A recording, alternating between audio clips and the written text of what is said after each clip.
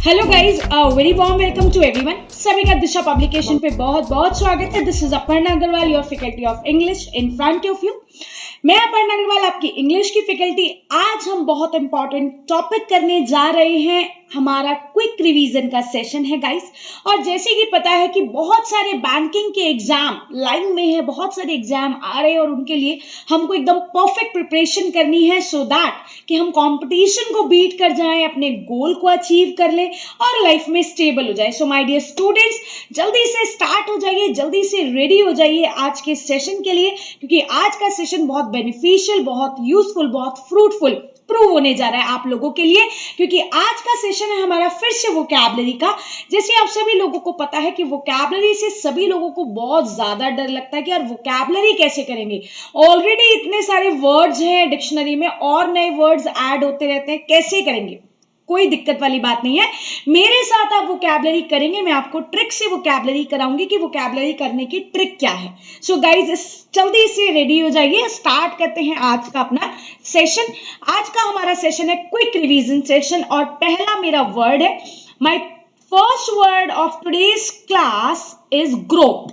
हमारा पहला वर्ड है ग्रोप और उसका मीनिंग देख लेते हैं। एक मिनट पेन सेलेक्ट कर लेते हैं। जी हाँ, ग्रोप का मतलब क्या होता है बेटा? मॉलेस्ट करना या किसी को टच करना। देखिए, इसको मैं ट्रिक से समझाती हूँ। ग्रैब कहते नहीं, इस चीज को ग्रैब कर लो, मतलब इस चीज को पकड़ लो, अपनी नॉलेज को ग्रैब कर लो, अपनी नॉलेज को पकड़ लो। उसे हम क्या कहते हैं बेटा? ग्रैब कहते हैं।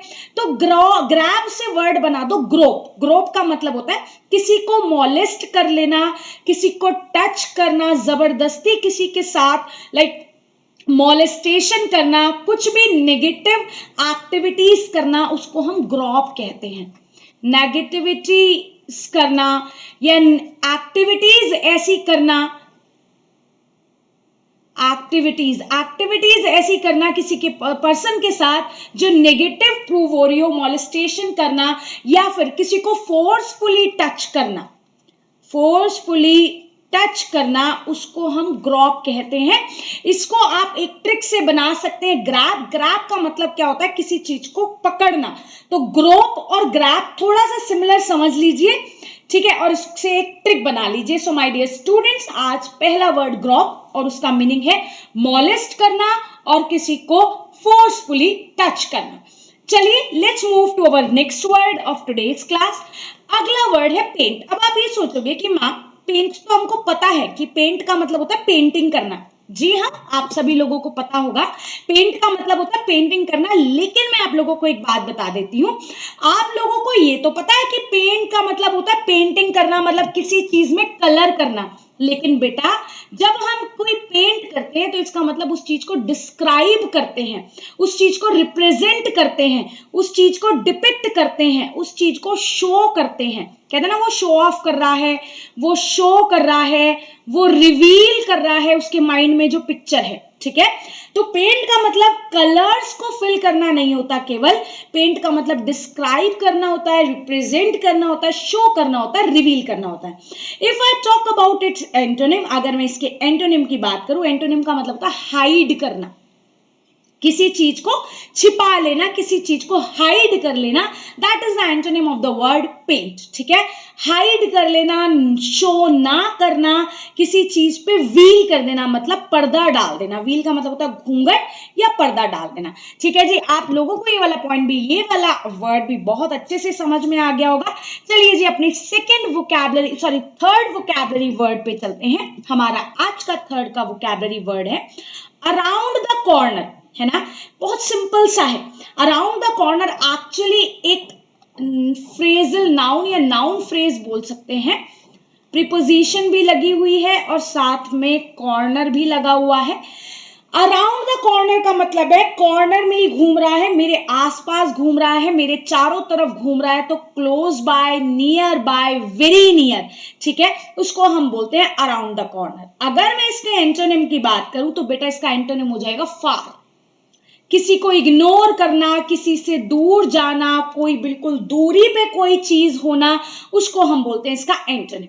तो अराउंड द कॉर्नर का मतलब होता है क्लोज होना, नियर बाय होना, वेरी नियर होना, ठीक है। इसका कहीं ना कहीं दूर तक मतलब लव भी हो सकता है। तो ये सारी चीजें क्या होती है?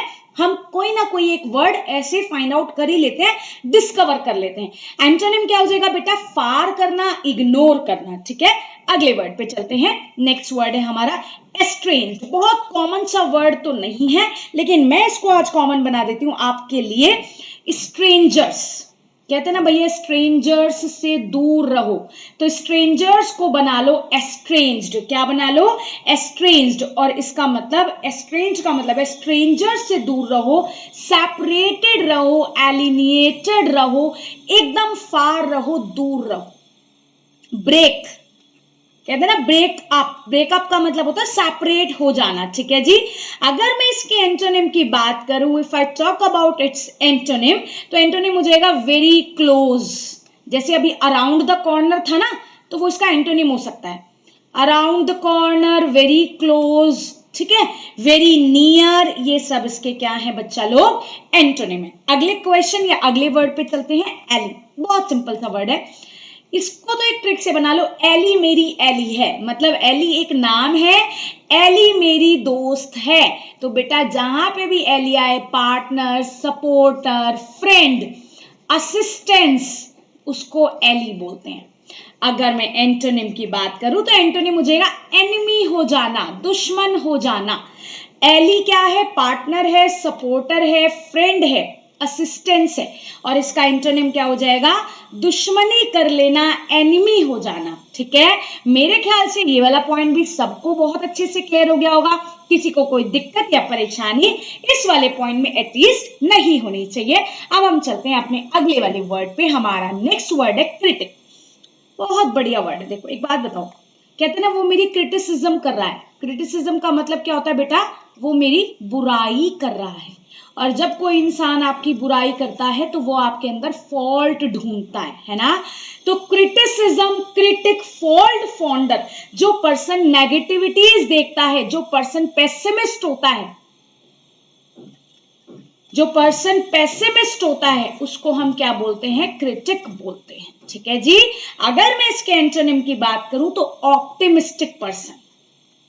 जो पर्सन ऑप्टिमिस्टिक होता है, जो हमेशा पॉजिटिविटी देखता है, कभी नेगेटिविटी देखता ही नहीं है, कभी फॉल्ट ही नहीं ढूंढता। भैया कमियां तो सबके अंदर होती है ना, तो किसी की बुराई करना गलत बात है। ठीक है भाई, कोई कैसा पर्सन है, कोई कैसा पर्सन है, सबका अपना अपना नेचर है, किसी का कैसा नेचर है, सब नेचर को एक्सेप्ट करना चाहिए। अगर एक्सेप्ट नहीं कर सकते तो उस चीज से दूर रहना चाहिए, लेकिन किसी की क्रिटिसिज्म नहीं करनी चाहिए। तो क्रिटिक का मतलब क्या होता है बेटा? फॉल्ट फाउंडर, या जो नेगेटिविटी ढूंढता है, जो बुराई करता है, उसको हम क्रिटिसिज्म बोलते हैं। अगला वर्ड है ब्रेक। आप ये सोचोगे मैम आप हमें ये वर्ड क्यों करा रहे हो? क्योंकि ब्रेक का मतलब तो तोड़ना होता है, और हमें तो अच्छे से पता है। ओवर पावर और ओवरकम का मतलब क्या है बेटा? किसी को जब आप किसी पे कंट्रोल कर लेते हो बहुत अच्छे से, तो आप उसको ब्रेक कर सकते हो। मतलब पोजेशन हो जाना किसी पे, ओवरकम कर लेना, किसी से बिल्कुल दूर हो जाना, किसी पे ओवर पावर कर लेना। कहते हैं ना भैया आपको उस पर्सन से दूर रहना है तो आपको अपने ऊपर कंट्रोल करना होगा, पावर करनी होगी अपने ऊपर, उस चीज से ओवरकम होना होगा। तो ब्रेक का मतलब केवल डिस्ट्रक्शन या डिस्ट्रॉय नहीं होता। Break doesn't only mean destruction और डिस्ट्रॉय, बल्कि इसका मतलब ओवर पावर करना, ओवरकम भी करना होता है। और इसका अगर मैं एंटोनिम की बात करती हूं तो एंटोनिम हो जाएगा बेटा किसी चीज को क्लोज ले आना, कोई चीज क्रिएट करना, कोई चीज डेवलप करना। ये सारे वर्ड क्या हैं बच्चे? ये सारे वर्ड ब्रेक हैं।